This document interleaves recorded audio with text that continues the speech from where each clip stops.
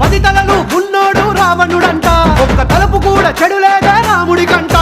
రామ రావణుల పెట్టి రామాయణ మాట గట్టి మంచి చెడుల మధ్య మనని పెట్టారంట. ధర్మాన్ని తప్పనోడు ధర్మరాజట, దయలేని వాడు యమ ధర్మరాజట.